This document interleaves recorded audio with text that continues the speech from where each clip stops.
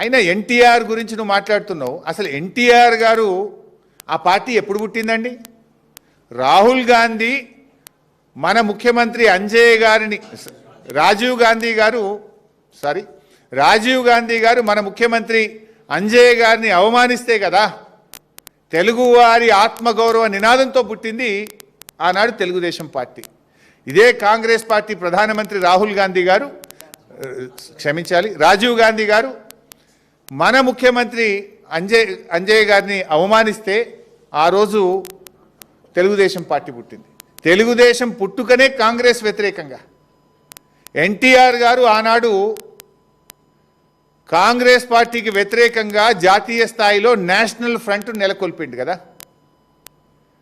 కాంగ్రెస్ భూస్థాపితమే నా లక్ష్యమని ఎన్టీఆర్ గారు ప్రతినబూనిండు కదా. నిజంగా కాంగ్రెస్ భూస్థాపితమైతే ఎన్టీఆర్ గారి ఆత్మశాంతి చేకూరుతుంది.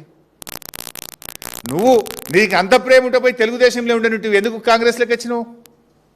నువ్వు ద్రోహివి నిజంగా చెప్పాలంటే. ఇవాళ తెలుగుదేశం నుంచి బయటకు వచ్చి నువ్వు ద్రోహం చేసినావు తెలుగుదేశానికి.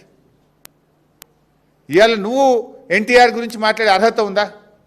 ఎన్టీఆర్ జీవితం అంతా కాంగ్రెస్ వ్యతిరేకంగా పోరాడిండు. గల్లీ నుంచి ఢిల్లీ దాకా కాంగ్రెస్ వ్యతిరేకంగా పోరాడిండు. ఆ ఎన్టీఆర్ గారు ఎప్పుడు ఆత్మశాంతి చేకూరుతుందంటే కాంగ్రెస్ ఈ రాష్ట్రంలో భూస్థాపితమైతే ఎన్టీఆర్ గారి మనశ్శాంతి జరుగుతుంది.